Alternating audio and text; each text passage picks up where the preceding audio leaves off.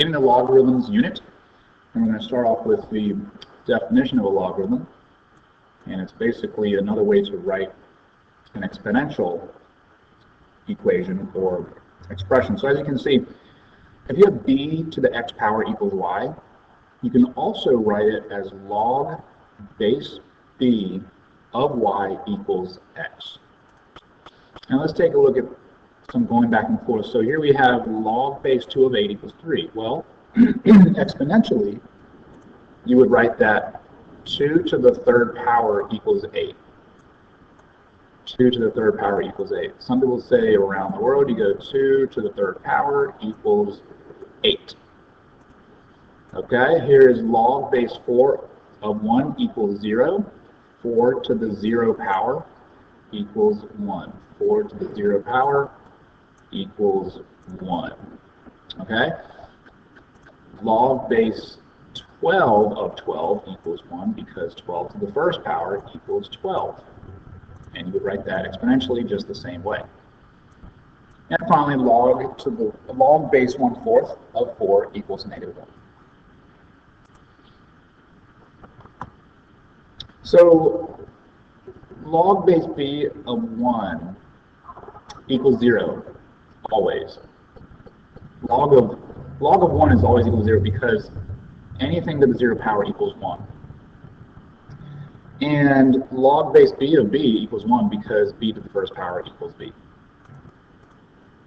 Okay, so here when you have just the expression log base 4 of 64, and I'm trying to figure out what that evaluates to, it's probably helpful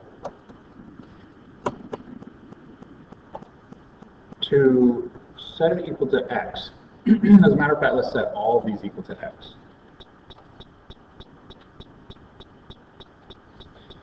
Because when you go around the world, you can write it as 4 to the x power equals 64. In other words, you're asking yourself, 4 to what power gives 64? And the answer is 3, because 4 to the third power equals 64. Here's b, here's c, and finally here is d. Okay? All done the same way, around the world, and around the world here.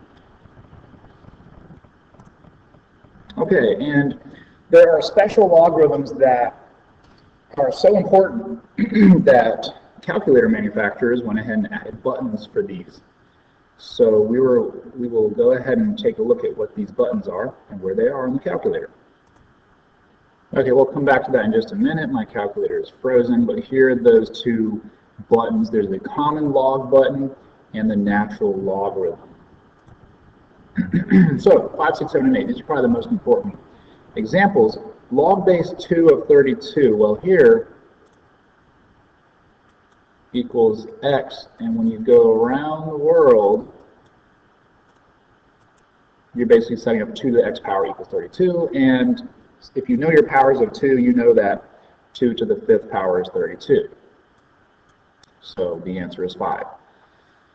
So here we have log base 27 of 3, so 27 to the what power is 3.